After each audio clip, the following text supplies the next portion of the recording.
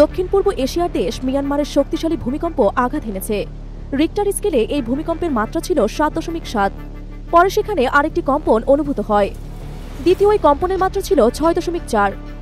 এদিকে মিয়ানমারের পাশাপাশি থাইল্যান্ডের রাজধানী ব্যাংকক সহ এই অঞ্চলের অন্যান্য স্থানে কম্পনের খবর পাওয়া গেছে। মিয়ানমারের এই ভূমিকম্প ব্যাংককে বেশ তীব্রভাবে অনুভূত হয়েছে এবং কম্পনের তীব্রতায় নির্মাণাধীন ভবন ধসে পড়ার ভিডিও ফুটেজও সামনে এসেছে। শুক্রবার পৃথক প্রতিবেদনে এই তথ্য জানিয়েছে সংবাদ মাধ্যম আল জাজিরা ও ব্যাংকক পোস্ট। অবশ্য ব্যাংকক পোস্টের প্রতিবেদনে এই কম্পনের মাত্রা 7.4 বলে উল্লেখ করা হয়েছে। মার্কিন ভূতাত্ত্বিক জরিপ সংস্থা ইউএস জিওলজিক্যাল সার্ভে অনুসারে মিয়ানমারে 7.7 এবং 6.4 মাত্রার ভূমিকম্প আঘাত এনেছে। এছাড়া থাইল্যান্ড এবং এই অঞ্চলের অন্যান্য স্থানেও শক্তিশালী কম্পন অনুভূত হয়েছে বলে জানা গেছে। স্থানীয় সময় দুপুর 12:50 সাগাং শহরের 16 কিলোমিটার উত্তর পশ্চিমে 10 কিলোমিটার গভীরে এই ভূমিকম্প আঘাত হানে বলে ইউএসজিএস জানিয়েছে। বার্তা সংস্থা এএফপি মিয়ানমারের রাজধানী নেপিতো থেকে জানিয়েছে ভূমিকম্পের তীব্রতায় রাস্তাঘাট স্তব্ধ হয়ে গেছে এবং ভবন থেকে ছাদের টুকরো ভেঙে পড়েছে।